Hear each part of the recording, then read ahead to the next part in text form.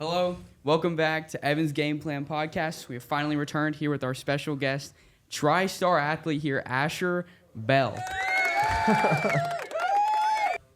Asher Bell, how are you doing today? I'm doing pretty good. How about yourself? I'm doing great, man. It feels great to be back, you know? It feels amazing to be back on the podcast. So did you watch my first episode of Evan's Game Plan? I saw the highlights. I saw the many highlights that were posted. How'd you feel about that? I think it went pretty well, and I was excited to go on your show.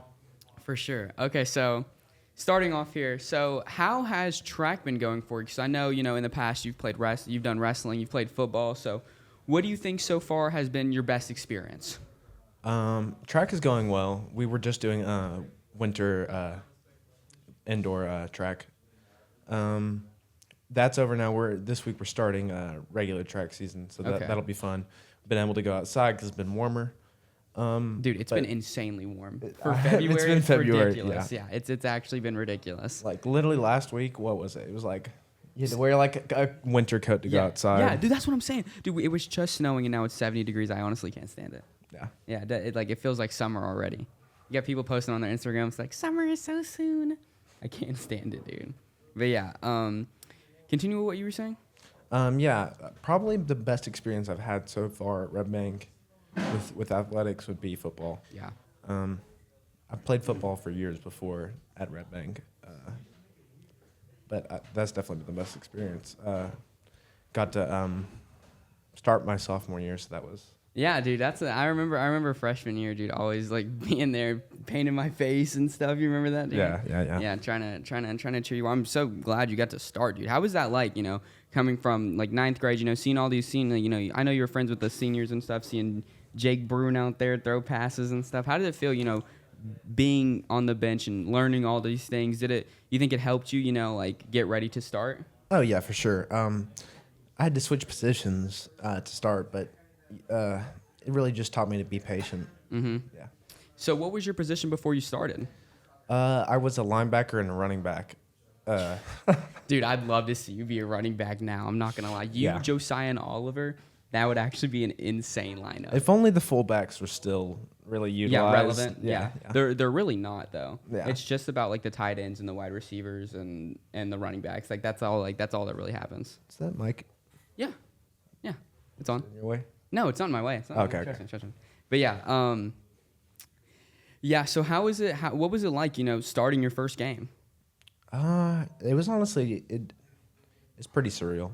Yeah. Something that I've always wanted to do. I mean, like, I played on the Little League Red Bank team. I mean, and even whenever I was at Normal Park playing, our home field was Red Bank's field. Yeah. So it's kind of something I've been looking forward to. Yeah, you grew up on that field. Yeah, my whole life pretty much. Yeah. Started at Red Bank, yeah. That's awesome, dude. I mean, I can't even imagine how it feels, to grow up on that field and then you finally are able to start there. It's actually that's a crazy story, dude. So do you like your current position better than like running back and stuff? It's different because freshman year running back and linebacker, and then I started sophomore year as a nose tackle. Yeah. But then we had to fill a position on the O-line, so I had to go to right guard. Yeah. So pretty much I've switched positions every year. I mean, I like all of them, but it's really whatever is best for the team. Yeah, no, and I understand that because I know people like that have played positions and they're like, I liked it better, but it wasn't as important for the team. Yeah. You know what I'm saying? Like there's people out there like that have played point guard or something, been like, they felt like they hogged the ball too much. You know what I'm saying? Like being like a shooting guard more because it's more for the team. You know what I'm saying? No, and I can definitely see that in you. And I know a bunch of other people that play on the line that say the exact same thing.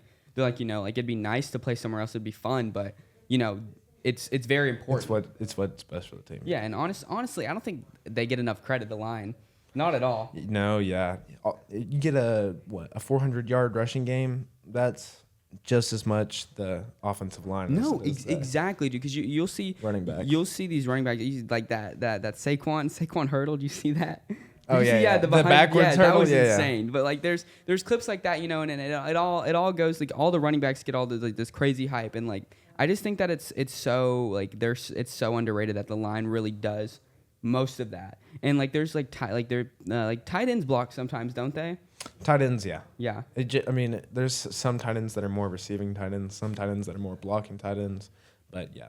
Yeah, they can do both. Because I know there's other positions on the field that like do it sometimes. They get like subbed in for it or whatever. Yeah. But I just think that the line doesn't get enough credit for what y'all do. My freshman year, I also did some as tight end. Really? And a little bit at slot receiver too. Dude, slot receiver. That's great. You could catch? Not really. That's why I'm not a slot receiver anymore. Dude, but I mean, I feel like you're like the perfect height for that because slot receiver is supposed to be like a little bit taller, right? But yeah. not like massive. Yeah. You know what else is massive? Yellow taper fading. No. Okay, so what would you say your favorite moments from that football season was? Which one? The first year I started? Yeah, I'd say of all time. Okay. Well, the first play I ever had starting on the field, I ended up getting the quarterback from Tyner went for a run.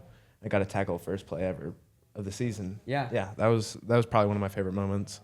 And then probably getting a all region that year too. Yeah, dude, that was a crazy year. That was your freshman year? No, that was my sophomore year. Your sophomore year? The first year I started. Yeah. Freshman year is when y'all went the farthest though. That's when y'all Yes. Yeah. See, that's we were we went to the fourth round and we were up by 14 at the half. Uh-huh. If we won that game, we go to the state championship. But we blew it in the second half, dude, man. I remember. Was that Stone Creek Memorial? No, it was Macon. Macon, yeah. It was at home. Stone Creek was a few years ago. Was last year? Or Stone Creek? I don't. Or something Stone like Memorial? that. Stone Memorial, yeah, dude. I don't know why I had the creek, but yeah. But just like last team, you last year y'all made it to the first round of the playoffs, right? Yeah, we went out first round. It was not the outcome we wanted, but that's how sports. Yeah, it's how sports work. I sometimes you win, sometimes you lose, but yeah, it's best not to lose sight. Do you think you gained a lot of experience just 2 years before that, making it as far as you did? Oh yeah, for sure. With Eric Hill running the ball, yeah, dude. Missed that guy, dude. He was great. I mean, we had so many quarterback changes that year too. I mean, while I've been here, we've went through probably 7 quarterbacks. It's been really difficult for our offense to get going. When you go through like 7 quarterbacks like that, whether they get injured or whatever happens to them, like they get the flu or something, they just can't play. Yeah. And that's such a huge part. Like I don't think there's so many little things that could happen that can change your whole season. Yeah. And I think that shows with like all the quarterbacks just getting injured one after one after one. It reminded me of that. You see that it was a playoff game. The Niners, I think it was a few years ago. They went down to the like 6th string or like 5th string quarterback. Oh yeah. You know what I'm talking about? With Brock, whenever Brock Purdy finally had to step up. Yeah, and he finally got it, dude. He was like one pick away from being Mr. Irrelevant, wasn't he? He was Mr. Irrelevant. He was Mr. Yeah, okay. Dude, imagine your whole life being known as Mr. Irrelevant. But then you show up and you become the starting quarterback for the Niners, and you get a millions of dollars for an extension. Yeah, it's a great story. That is a crazy story right there. I can't believe that like that's even possible. Coming from the very bottom and going to the very top. But even those NFL quarterbacks and stuff that are picked last, they are still such elite athletes it's hard to like. Oh my god, there's because I've there's that stigma where people are like, oh, these bench warmers on the Lakers, they suck, What was his name? The guy that was on Bulls. No, Brian Scalabrine. The Celtics. Yes. Yeah. And people will see these bench players and they'll say, dude, like they're playing like this, they're playing like that. I swear I could beat them. But the thing is that if you made it into the NBA at all or the NFL, you are already such an accomplished athlete. You just didn't get to the next level. Like there's so many stories of NFL players or NBA players that are so underrated that got there, you know what I'm saying, and could have been stars, but they just didn't get the chance to. Yeah, I mean, like even like D1 basketball players, ones that playing at like Power 5 schools, you aren't touching an NBA bench warmer. No, you aren't touching a sixth man at all. Exactly. In a game, you could be the best player in your YMCA league, and you are not touching the worst. You're getting 50 dropped on you by the worst player in the NBA. By the widest dude on the Lakers, you are getting 50 dropped on you. I mean, Luka. That's the newest widest player. I mean, well, you got Connect 4. You got he's got AR. You got AR-15. AR-15 Connect 4 and Luka. Yeah. Dalton Connect, dude. I was so excited for him to be drafted. Oh my gosh. Huge Tennessee fan. Me and Aiden seen his thing. We were like, he's shiesty. We seen him come up. He was like doing something. We were like, he is shiesty. He's going to go somewhere. Well, all the attention for the Lakers draft went to Bronny. Yeah. But the real steal of the draft was Dalton Connect. I don't know how he dropped to the Lakers is beyond me. No, exactly. And that, because, dude, I honestly thought that, like, Dalton Connect was better than, like, Zach Edey, that draft. I think he was one of the top prospects, honestly. Yeah, seriously. I have no idea how he dropped so far. I don't know how the Lakers got. See, that's what I'm like. LeBron really controls that draft right there. I'm not gonna lie. I'm not gonna lie. And it's just the fact that now they have Luka. I mean, dude, it's just the start of the next Lakers dynasty. Yeah, no, literally. And I don't doubt that. I mean, losing AD though, that's a huge loss. Loss. I mean, I think there's enough depth just in LeBron and Luka that. I mean, they have. LeBron's defense can make up for. Yeah, honestly, I think it definitely can, and I'm honestly an avid LeBron hater, but I think that trust me, dude. We do not like LeBron, but dude, you can't. You got to give him his flowers. Yeah, you got to give him his flowers, and also when it comes to having Luka and LeBron on the same team, there's not something where you can be like, well, LeBron sucks. It's just that, dude. That's just like that's crazy at that point. But in turn, you've seen the Brooklyn. I would put him and Jordan both in the GOAT category. Oh. What is this? What the? Oh yeah. Wait a second. Is this our Roar Store order? This is our Roar Store order. Yeah. Hey, yeah. So, Roar Store guys. If you go to Red Bank High School, Givebacks. Roar Store. You can go find the website. It's on Givebacks, and you can order from the Roar Store. Next should be week, like an email. Yeah, there should be an email sent out to all students. They do not take any orders after third block. I'm pretty sure that's the after third block. They do not take any more orders. They're a big sponsor of Evan's Game Plan now, so you guys should go check them out. They're now selling new smoothies. Let's try them out. What do you think? Yeah, sure. What flavor is that? I don't even know. Okay, that's actually really good. That's amazing. I think yours is what, the mixed berry with like a Greek yogurt? Yeah, it's amazing. It's great. Thank you so much for our sponsor, the Roar Store. And yeah, let's continue. So I think super teams are very great, and coming like Luka and LeBron and things like that. But I mean, we've seen it not work. Like we've seen Kevin Durant, Kyrie, and James Harden all on the same team. They played 16 games together. Well, it's also when you get those caliber of superstars, their personalities are just as big, and it's hard to get them to, act right together. Right, you know what I'm saying? That's because that's the whole reason Kyrie left the Cavaliers, because he was like, I don't want to be in LeBron's shadow my whole life, and then went to the Celtics and exactly. Then he went to a super team where it was Kevin Durant and James Harden. Like you can't I just don't understand it, right? Like it's just you can't that's when Damian Lillard and Giannis got together. I was like, this isn't gonna work because Giannis wants the ball all the time and so does Dame. Yeah. They have those tendencies, and that's kind of what I'm worried about with Luka and LeBron is that they both. Well, LeBron is in his sunset years. Too. Yeah, that's true. Yeah, that's true. You're on my sunshine years. He's gonna be passing the ball. I think he's gonna keep on stat padding, making sure he gets enough assists to Luka and stuff. I'm just saying, those are two players that want the ball really bad. But it's also how many more years? Yeah, how many more years is? I'm okay. That's what everybody's been saying for years and years. So who knows? Mm-hmm. But I said that when he was 35. You really can't keep on keeping this up, dude. There's no way. You're dragging it at this point, honestly. You're really just dragging it at this point. Yeah. So now after 3 years of football, 2 years of track, and 1.5 years of wrestling. So which would you say is your favorite? But before we get into that, what happened with wrestling, man? Wrestling? Okay, wrestling, if you don't know, is one of the most difficult sports you can play. Yeah. You have to cut weight, and the practices are unlike any other sport you can play in high school. They're ridiculous. The amount of running and shots and live wrestling that you do, it tires you out more than anything else. And there's very little glory in it at all. Yeah. Oh, no. It's like bragging rights almost. Yeah, it's not even bragging rights. Everybody's just you shake their hand and it's like.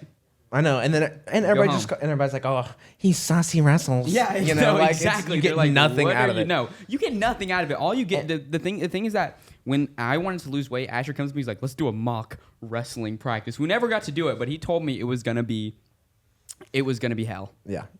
But also, what I dealt with it the first year. The second year I came in, I had to cut 20 pounds in 3 weeks, and I ended up kind of developing an eating disorder. Yeah. Like I could hardly eat food, and I would throw up every practice and catch cramps because I was so dehydrated. No, yeah, it was just impossible to keep up with. Yeah, I mean, and I think that other sports like totally outshine wrestling, and they're like 10 times easier. Yeah, I just wanted to go. I was like, track sounds way better. I can go throw a discus, throw a shot, have fun, do whatever, and it's not gonna kill you. Yeah, it's not gonna. You're not gonna develop an eating disorder. I was literally like pale like a ghost. Yeah, no, like, dude, I remember your wrestling days, dude, and you would just I remember I don't even remember talking to you that much. Dude, I was not talking to anyone, dude. I did not have energy to speak to people. Like it's like if you've never wrestled, you wouldn't. It's hard to understand, but it like the amount of energy it takes to do that is unbelievable. And I think that's so undershadowed because there's sports that are so much more popular, like soccer. I mean, like basketball's going on at the same time. Our wrestling meets would happen on the same nights as basketball games. So who do you think's showing up to the wrestling? Right, nobody. No, not a soul. Yeah, not each other. You know. Yeah, and listen, I respect it only like because like it does take so much, and I only know that because I have an account like you know, to be like, listen, like it really was crazy, and I can definitely see that for how like it just made everything around you like, and not even just like your health, but just like your well-being, I feel like was brought down a little more. My mental health, like I didn't have energy to go hang out with friends. I didn't have energy to do anything. Dude. No, and then your time was or my taken school up. work. Yeah. Like I'd go home and immediately like fall asleep on the ground. Like I'd snap at like my family. Like they'd pick me up from practice. And you'd be like, shut up. Like no joke at all. That's crazy. I mean, dude, I don't blame you because like, you know, when you're under that kind of stress all the time and like, dude, I thought I was going through it when I had like tennis practice and an interview in the same week, you know? Like I don't even know the half of it, but I just couldn't imagine straining your body so much and trying. It's so hard because nobody around you realizes how much you're doing it or how much you're going through. It's so hard to keep those things in, you know what I'm saying? And I think that's hard, you know? That sucks. Literally one time they brought, like, it was the longest wrestling practice we've ever had because it went over like 40 minutes, and it was just the conditioning. Like we were doing sprints. Like a punishment? Yeah, we're doing sprints and like, but it wasn't. We didn't even do anything wrong. It's just how it works. You didn't wrestle right, buddy. No, it was like live wrestling, like push-ups and like sprinting, like for like 40 minutes after practice.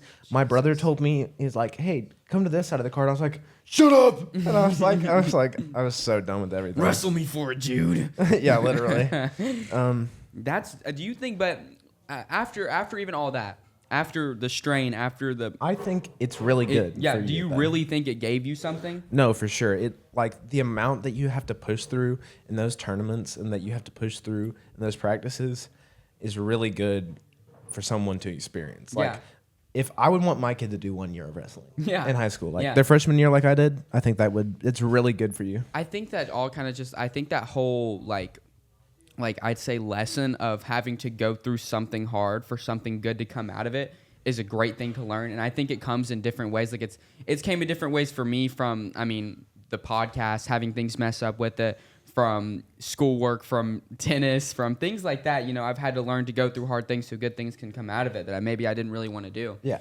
And I just think a quote that I heard this morning was like, in order to get something that you've never had before, you got to do something that you've never done before. Yeah.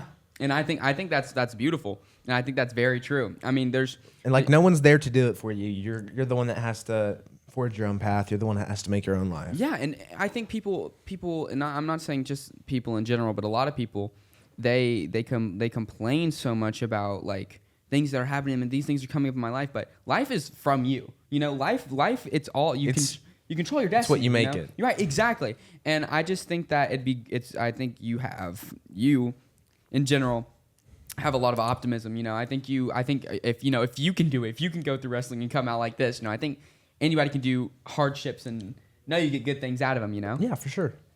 Okay. So, sorry, this Roar Store smoothie is great, man. But we're going to go into something I like to call music match. Yeah. Oh, man. Okay, so music match. So this game, Asher Bell, I have some some pictures, all right? And oh man, I'm gonna give them to you, and you're gonna tell me a song that lines up with them, okay? All right. Man. Oh man. You seen DJ's pictures? How crazy they were? Oh yeah, okay. I did. That was probably the best highlight. Oh my God. All right. I want to know where you get these pictures from, though. You'll see. You're the first. Man, where? That was a great day. Oh, honestly, man. Do you remember that freshman year? Tell the story behind it first.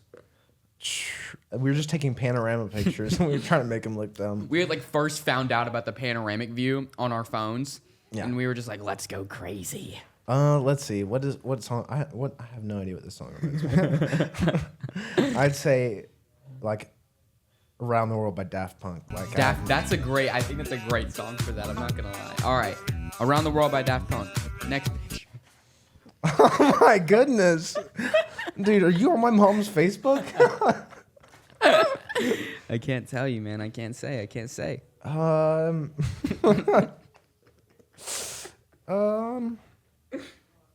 do you think about this one? Tell the story. Well, I was taking a nap on the beach. My mom snapped a picture. Creep decided to take a photo of me. My mom took a picture while I was sleeping. Dude, I'd say like you're having a great nap right there. Oh, dude, I was. It's probably the best dirt nap I ever took. Wait, top 3. I'd probably say like "Dinosaur" by Hank Williams. "Dinosaur" by Hank Williams. Alrighty, on to the next. Hey, I'm actually in this one.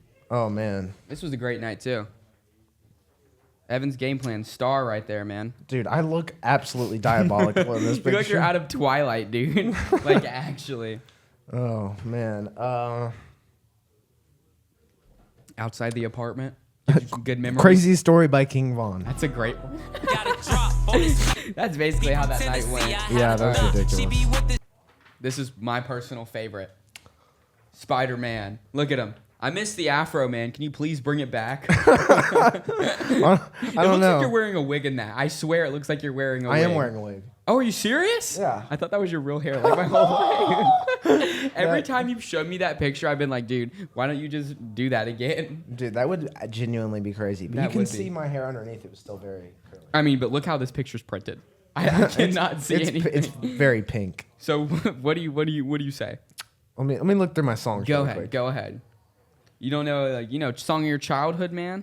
Reminds you of you in the Spider-Man suit? Oh, okay. Well, yeah. If I'm thinking about that, "Who Let the Dogs Out?" Dude, I love that song so much. I can see you singing that. Dude. Who let the dog out? I love it Spider-Man so much. This is by far the worst one so far. Oh, wow. They're going to love that one. It's hard to find a picture, a song for that one. Let me see. What's the story behind it, man? You caught the most diabolical picture of me in history class, Dude, freshman year. That's when we were making the board game. Do you remember that board game? Yeah. And the rule is that you when we were making Chess 2? Yes, Chess 2. Yeah, we made the sequel to Chess. Yeah, nice to meet you guys. Yeah, we're actually the CEOs of Chess 2. Man, I honestly, dude, I don't think there is a soundtrack. That's very valid because I can't think of a song that maybe some Steve Lacy song. I don't know. Maybe a Steve Lacy song. You think that encapsulates Steve Lacy's career?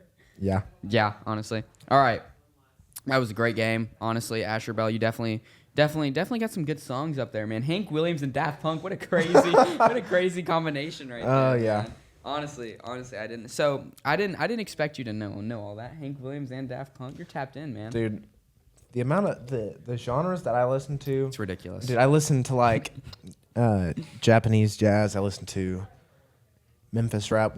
He's also really good with kids. Okay.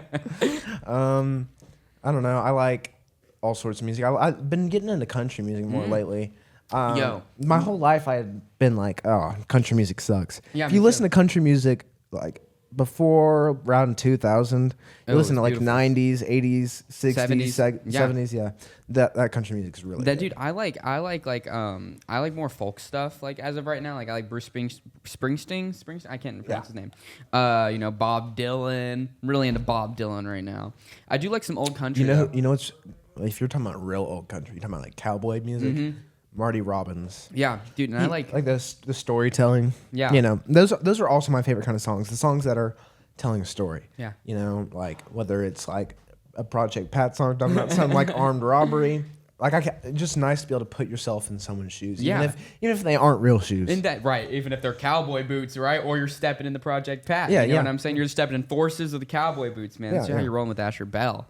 Yeah, I think that's what brings music to like that other level is that it can put you in a. It's almost like a book, you know? Yeah. That's what makes books. Those are the best songs. Right. Books, movies, and like music. That's what takes those into the otherworldly kind of feeling. I mean, yeah, you can make like some pop songs that don't really tell a story. You can just make something that sounds like okay to the ears, like a melody or something. Right. But I feel like it's not real art unless it's like tells a story. Yeah, and the thing is that there's different songs.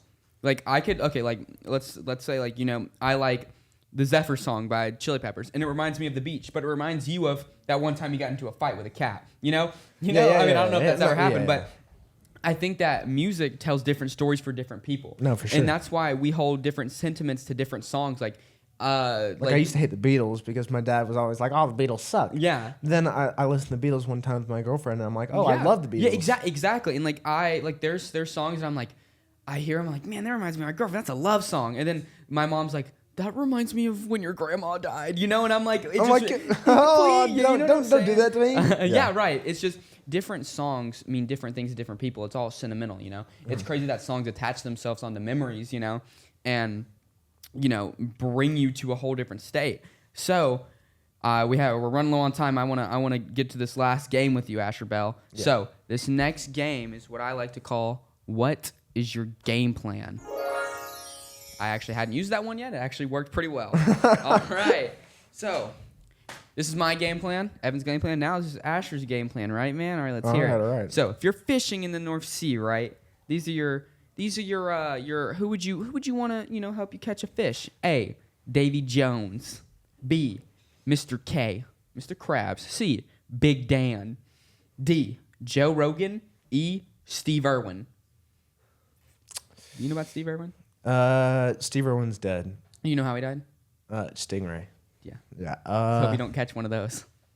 Davy Jones. Davy Jones, great pick. I mean, maybe he'll show you his locker. Yeah, you know? See the forbidden locker. Why does it smell so bad, Davy Jones? 5 people in the world to finish the world's largest pizza, all right? A, the starting lineup of the 2016 Warriors. That's big bodies over there. B, 5 copies of yourself. C, your in-laws. D, Fat Albert and his crew. E, Garfield, Odie, John Arbuckle, Nermal, and Arlene. What was I might have to take 5 copies of myself. Yeah, honestly, I don't think Fat Albert and his crew could even eat as much as 5 of you. Yeah. 5, I'd be scared of 5. 5 of you would probably eat me. Yeah. Clear out a buffet for sure. Yeah, for sure. Forbidden City would be in shambles. It'd really be forbidden. Oh, man. 5 seconds left. Who are you throwing the Hail Mary to? A, Edward Scissorhands. B, Jezzer. C, Diddy Kong. D, Stephen Hawking. Or E, Mickey Mouse. Edward Scissorhands. He pierced the ball. Yeah, but he could catch that. You know what I'm saying? I think that's honestly a great pick. Okay, so this one I'm just gonna. So this is still your game plan, but I'm not gonna give you any options for this one. I think this one you can just tell me. Yeah, which celebrity would you beat in a hot dog eating contest? But so it's not like I can't pick like Joey Chestnut. No, exactly. You can't choose like David Goggins and be like, yeah, I'd clear him. Which celebrity do you think you would beat? Oh, I thought you were saying like somebody who to do it with. Okay. No. Who could I beat? Mm-hmm. Dude, most celebrities I think I could beat. Like okay, yeah. Like let's think like who would eat a bunch of hot dogs in general. Bert Kreischer. Yeah. You know, what's his name? Matt Joe Stoney. Rogan. Joe Rogan. Joe Rogan could probably put down 50 hot dogs if you really gave him a chance. Put down more than 50? I could probably beat him. You think you beat Joe Rogan? Hey, it's out here now. Joe Rogan, Asher Bell in Chattanooga, Tennessee wants to run the hot dog eating contest with you. Absolutely. Friendly hot dog fade. All right, so thank you so much, Asher Bell, for being on the podcast. Everybody, shout out. Great coming on. Yeah, of course, man. It was great having you. Yeah, this has been my game plan. This was Asher's game plan. But don't ever lose your game plan. And we're out.